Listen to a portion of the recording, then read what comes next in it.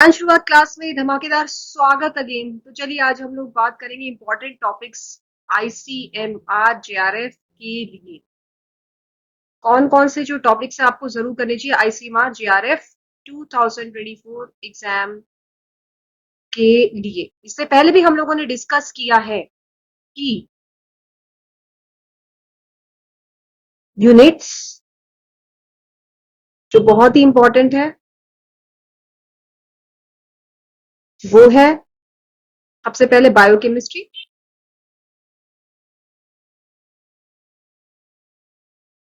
Very very important.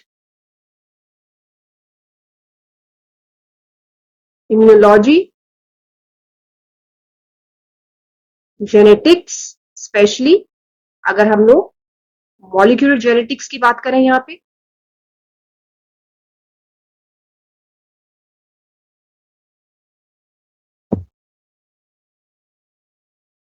Microbiology, microbio and animal physiology, animal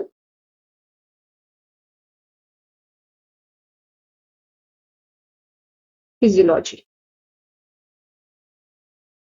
so इसमें भी very important, बहुत ही ज्यादा जो इंपॉर्टेंट है, जो मैक्सिमम क्वेश्चन फ्रेम होके आ रहे हैं वो बायोकेमिस्ट्री और एनिमल फिजियो में से आ रहे हैं।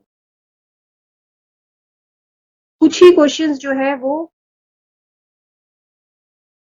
प्लांट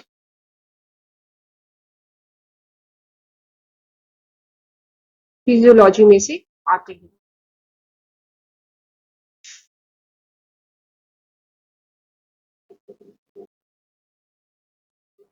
चलिए बात करते हैं कि बायोकेमिस्ट्री में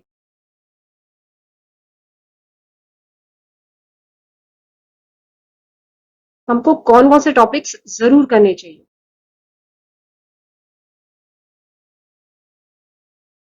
इसमें बहुत ही इंपॉर्टेंट है वो है आरएनए, डीएनए स्टेबिलिटी।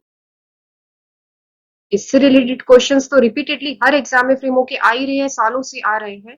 स्ट्रक्चर पे ध्यान दीजिएगा और स्टेबल क्यों होते हैं, इनके बीच में differences very very important. Structure of DNA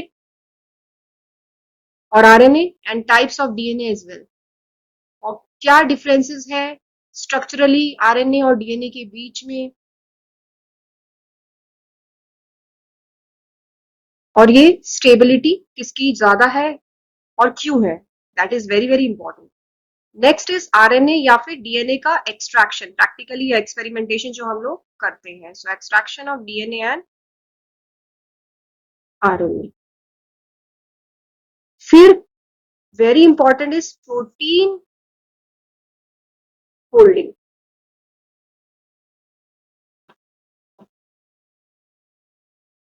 और जो मेथड्स होते हैं कि किस तरीके से प्रोटीन्स को हम लोग एनालाइज कर सकते हैं। सो analysis of proteins.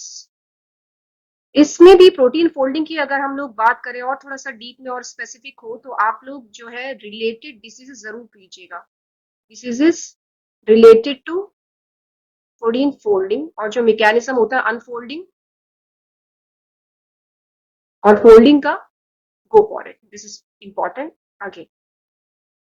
Then how can we forget structure of amino acids,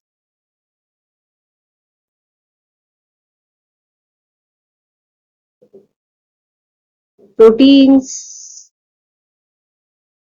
इनके स्ट्रक्चर्स भी बहुत इंपॉर्टेंट है, स्पेशली अगर हम लोग बात करें सेकेंडरी स्ट्रक्चर्स की। So secondary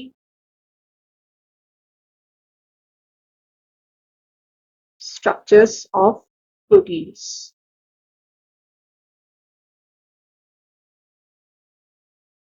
Next is nucleotide का स्ट्रक्चर।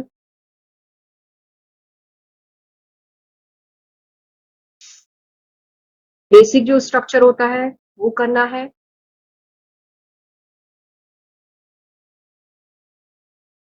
और यस, इससे रिलेटेड जो है maximum the frame numerical frame होके आ जाते हैं। तो न्यूक्लियोटाइड से अगर हम लोग रिलेट करें तो जेनेटिक कोड का भी कॉन्सेप्ट आता है, जो कि जेनेटिक्स में भी आ रहा है। यहाँ पे भी जेनेटिक कोड की अगर हम लोग बात करें, so they frame numerical as well, so यहाँ से भी न्यूमेरिकल निकल के आ जाते हैं जेनेटिक कोड से related.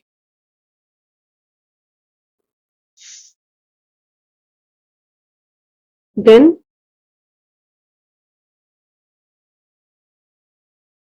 Metabolic pathways, again very very important, जो भी साइकिल्स है, पाथवेज है, वो भी बहुत इंपॉर्टेंट है। स्पेशली अगर हम लोग फोकस करें glycolysis, we have to focus on glycolysis, etc, and phosphorylation.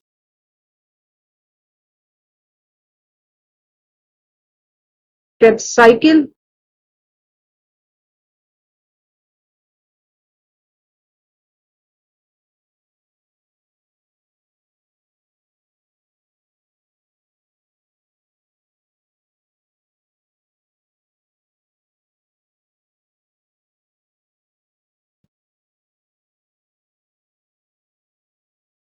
तो ये टॉपिक्स आपको जरूर करने चाहिए बायोकेमिस्ट्री में।